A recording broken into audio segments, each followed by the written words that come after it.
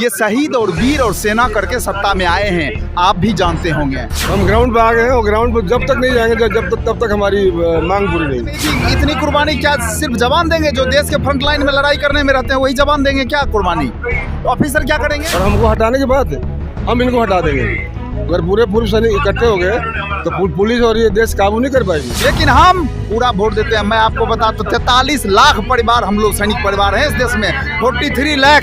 हम नहीं हटेंगे। धरने से हटाने के लिए आएंगे तो और बड़ा आंदोलन होगा इससे, और हर जगह आंदोलन होगा। इससे बढ़ के मोदी जी राष्ट्रवादी नहीं हो सकते। हमारे खून में राष्ट्रवाद भरा हुआ है, हमारे खून में। लेकिन तकरीबन 1 महीना हो गया और प्राइम मिनिस्टर या सरकार के जो एजेंसियां हैं IND वो क्या कर रही है? आज तक जो हम लोग घुट रहे थे, पिस रहे थे इनके चक्की में, तो पिसना बंद करने की जो है हमने मुहिम चलाई है कि अब हम तुम्हारे इशारे पे नाचेंगे नहीं। पूर्व सैनिक का धरना लगभग 1 महीना होने वाला है और लगातार हम तस्वीरें दिखा रहे हैं, अभी भी कोई बात बनती हुई नज़र नहीं आ रही है।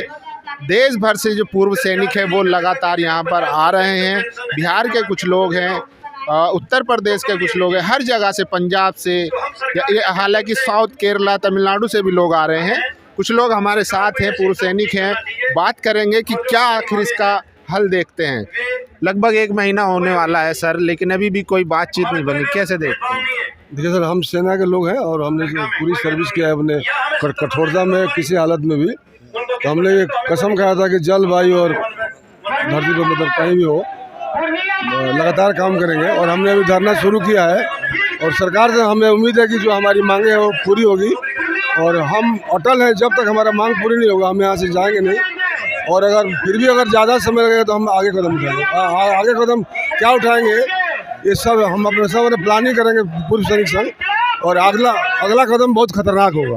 तो मैं चाहूँ, कह रहे हैं कि तैयारियां चल रही है, गांव-गांव में पंफलेट बांटे जा रहे हैं बड़े आंदोलन के लिए। ये आंदोलन ऐसे इतना तगड़ा होगा क्योंकि पूरे इंडिया में ये हो रहा है, क्योंकि पूरे इंडिया में सैनिक है और ये 97% है। 97% के साथ अन्याय हुआ है और 3% जो है इन्होंने सब खा गए। 97% के लिए ये सब कुछ पैसा आया था जो भी मोदी ने वित्त मंत्री ने दिया था, और इन सबको मतलब जो है ना 3% ने मिल के खा गया और बंदर बांट कर दिया। हमने सिपाही को थोड़ा सा दे दिया, नए को थोड़ा सा दे दिया, जेसीओ को तो दिया ही नहीं कुछ। और जेसीओ जो है सेना की रीढ़ की हड्डी है, चाहे वो यहाँ हो चाहे अभी कार्यरत है, कार्यरत जो भी है वो भी मतलब जो भी सेना चल रही है, जेसीओ सारा काम करवाता है जवान से। अफसर की भी डांट सुनता है, जवानों की भी गालियाँ सुनता है, लेकिन काम कौन करता है? जवान। लेकिन संभालता कौन है? जेसीओ। अफसर क्या है? ओनली सिग्नेचर करते क्या है ये? तो हम जवानों ने सब कुछ किया है और हमें नहीं मिला तो हम तो मानेंगे नहीं। युद्ध भी जीतता है जवान ही, जेसीओ ही। अफसर क्या करते हैं? सिर्फ प्लानिंग नक्शे पर खेलते हैं, ये ग्राउंड पर हम खेलते हैं। तो हम ग्राउंड पे आ गए हैं और ग्राउंड पे जब तक नहीं जाएंगे तब तक हमारी मांग पूरी नहीं होगी। कहा जा रहा है, खबर आ रही है कि मिनिस्ट्री को लेटर लिखा गया है कि इन लोगों को हटाओ, ये लोग बदनाम कर रहे हैं देश को, सेना को, इनको कुचल दो, नहीं तो ये आगे चल के सरदर्द बनेंगे। हम देश को बदनाम नहीं कर रहे हैं, हम तो देश के बारे में बता रहे हैं कि जिन्होंने देश को संभाला है, जिन्होंने देश की सुरक्षा की है, उनके साथ इतना गंदा व्यवहार क्यों किया जा रहा है? और हमको हटाने की बात है, हम इनको हटा देंगे। अगर पूरे पूर्व सैनिक इकट्ठे हो गए तो पुलिस और ये देश काबू नहीं कर पाएगी। कि हम पूरे सैनिकों के पास राइफल है, पिस्टल, पता नहीं क्या है हमारे पास है, और हमने चलाना, हमको कोई चलाना नहीं सिखाएगा। चलाना जानते हैं और छीनना भी जानते हैं। नहीं कह रहे हैं कि धरने से हटा दीजिए इनको, यहाँ नहीं हटाएंगे, हम नहीं हटेंगे। धरने से हटाने के लिए आएंगे तो और बड़ा आंदोलन होगा इससे, और हर जगह आंदोलन होगा। हाँ, यस। तो क्या लगता है, क्या सरकार मानेगी या नहीं मानेगी? क्योंकि प्रधानमंत्री कहते हैं कि इस सरकार में सेना का बहुत ज़्यादा मनोबल बढ़ा है, हमने जिस तरीके से सम्मान दिया है कभी सरकार ने नहीं दिया। हालांकि वो त्यौहार मनाने भी जाते हैं वहाँ पर। देखिए, मोदी जी का लक्ष्य क्या है वो जाने, लेकिन क्या है हमारा लक्ष्य है कि मोदी जी ने जो जवानों के साथ वादा किया था वो पूरा नहीं किया उन्होंने। वो ये वन जो है रैंक 1 पेंशन उन्होंने दिया क्या? 1 अफसर 1 पेंशन हुआ है, 1 रैंक 1 पेंशन नहीं हुआ है। तो ये ना मोदी साहब के पास जो पूरी बायोडाटा जाएगा उनके पास पूरा पहुंच नहीं रहा है। लेकिन मुझे हम लोग को उम्मीद है कि मोदी सरकार मानेगी और झुकेगी।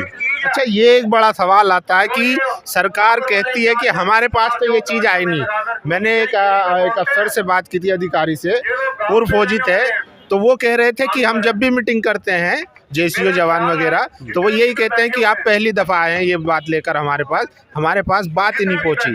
तो कहाँ बैरियर बना हुआ है कि वहाँ तक बात नहीं पहुंच रही है? सरकार जानबूझ के कन्नी काटती है कि ऑफिसरों के कंधे पे रख देती है कि हमारे पास बात ही नहीं पहुंची। ऐसा तो है नहीं, सरकार चला रहे हैं तो पूरा इंटेलिजेंस होगा उनके पास। देखिए, सवाल ये है कि जो हमेशा जो अधिकारी थे, सतवीर सिंह एंड कंपनी जो थी, उन्होंने कोई भी जेसीओ और जवान को अपने साथ नहीं लेके, खुद ही गए और खुद अफसर ले लिए। इन्होंने अपनी समस्याएं को डाला, हमारी समस्या को निकाल दिया।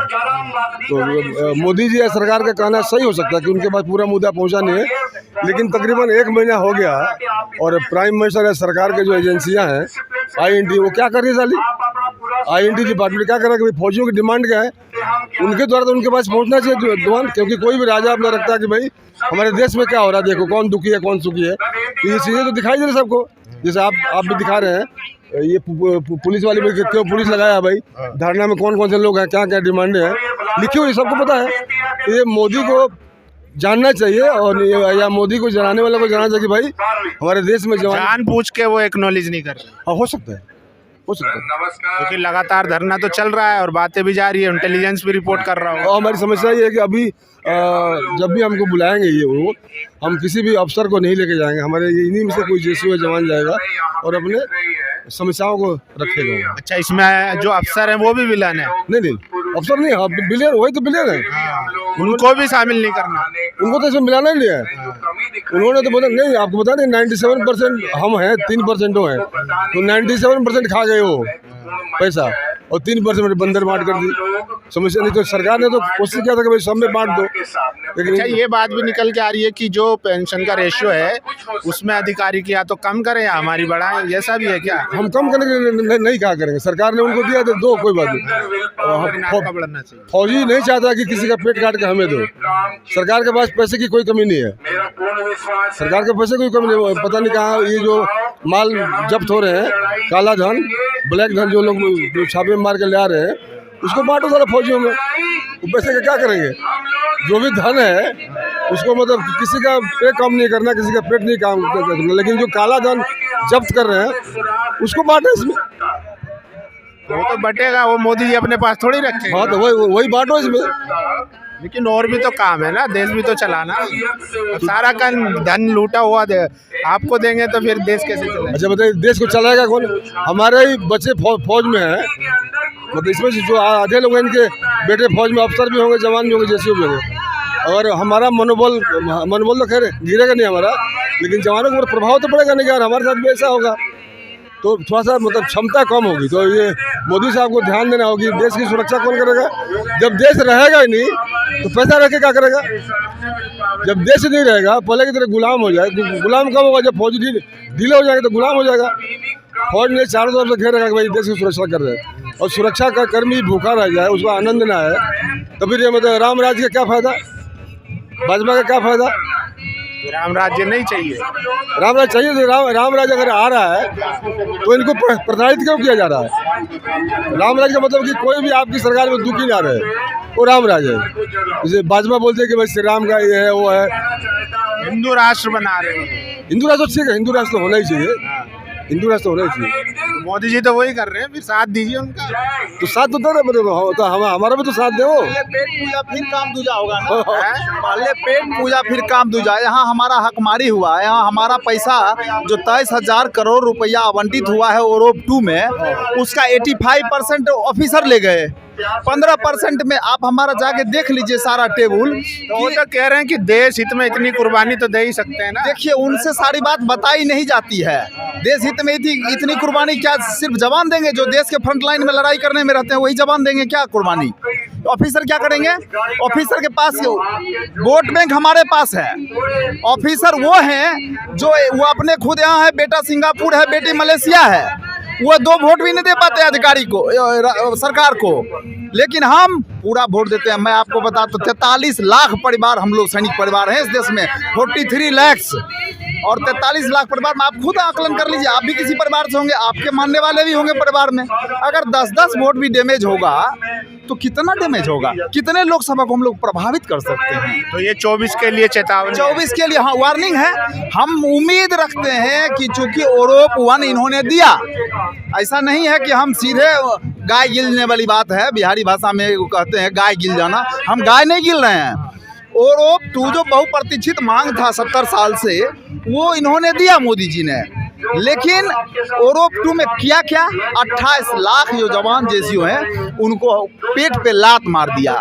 प्रीमेच्योर रिटायरमेंट वाले को 2014 के बाद वाले को देना बंद कर दिया। क्यों भाई, रोज रोज नियम बदली करते रहेंगे, ओरोप 1 में देंगे, ओरोप 2 में देंगे, फिर मर्जी होगा ओरोप 3 में देंगे। अब इतना ऑफिसर ज़्यादा पेमेंट ले लिया, अब उसका तो उसी रेशियो में बढ़ेगा आगे भी। ये सोच बात मुद्दे की ये है, इसलिए हम लोग 28 लाख रिटायर्ड सैनिक परिवार हैं और जो इक्वल एमएसपी की बात हो रही है, इक्वल भत्ते की बात हो रही है, वो हमारे सर्विंग सोल्जर के लिए भी है। तो टोटल हम लोग 43 लाख परिवार हैं भारत में, जो कहीं न कहीं अगर हमारी वाजिब मांग को मतलब सरकार नहीं मान लेती है तो कहीं न कहीं इसका खामियाजा भुगतना पड़ सकता है। क्योंकि 2019 में हमने इनको सत्ता में बिठाया है, ये शहीद और वीर और सेना करके सत्ता में आए हैं, आप भी जानते होंगे। आप अभी अगले मित्र को पूछ रहे थे ना कि राम मंदिर हिंदू राष्ट्र, देखिए राम मंदिर हिंदू राष्ट्र और राष्ट्र की अस्मिता वो अपने जगह है, लेकिन आप ये बताइए कि मेरा पेट भूखा रहेगा और आपके पास रोटी रहेगा जेब में, तो मैं तो छीन के खा लूंगा। उस समय मैं हिंदू राष्ट्र और राम राज्य नहीं देखूंगा, क्योंकि पहले पेट चाहिए भाई मेरे। लेकिन राष्ट्रवादी सरकार है, मोदी जी सबसे बड़े। अरे सैनिक से बढ़ के मोदी जी राष्ट्रवादी नहीं हो सकते। हमारे खून में राष्ट्रवाद भरा हुआ है, हमारे खून में। हम आज भी सपना में भी देश का बुरा नहीं सोचते हैं। ये जो बैठे हुए हैं ना, ये हमारे जो 62 में लड़ाई लड़े हैं वो भी आज यहाँ बैठे हुए हैं। अभी मिनिस्ट्री को रिपोर्ट गई है, लेटर लिखा है कुछ लोगों ने कि इनको हटाइए, ये सेना को बदनाम करने का काम कर रहे हैं। ठीक है, एक कर्नल चीमा है, एक कोई एयरफोर्स का है विंग कमांडर, वो सब लिखना, चूंकि उन्होंने सेना को बदनाम कर रहे हैं। सेना को बदनाम नहीं कर रहे हैं। आज तक जो हम लोग घुट रहे थे, पिस रहे थे इनके चक्की में, वो पिसना बंद करने की जो है हमने मुहिम चलाई है कि अब हम तुम्हारे इशारे पे नाचेंगे नहीं, बस ये है। चलिए तो देखिए किस तरीके से सरकार बड़ी मासूमियत से जेसीओ को कहती है, लॉलीपॉप देती है कि आपकी जो डिमांड है वो हमारे पास आई नहीं है। क्योंकि लगातार ये कहा जा रहा है, जब भी सरकार से मीटिंग होती है जेसीओ जवान की, तो इनको कहा जाता है कि आपकी जो डिमांड्स है वो तो हम तक आई नहीं। और ये लोग कहते हैं कि जो अधिकारी थे, जो ऑफिसर थे, उनको हमने बताया तो उन्होंने छल किया। सरकार इतनी मासूम भी नहीं है कि उसके पास इतनी इंटेलिजेंस नहीं है। 30 दिन से लगातार धरना चल रहा है कि उनके पास इनकी बात ना पहुंची हो। बाकी आप लोग क्या सोचते हैं, क्या वाकई में अधिकारियों ने जो गलत किया वो तो किया ही है, क्या सरकार इतनी मासूम है कि उसके पास जो यहाँ की रिपोर्ट है वो नहीं पहुँच रही होगी? अपनी राय जरूर दीजिए। शुक्रिया।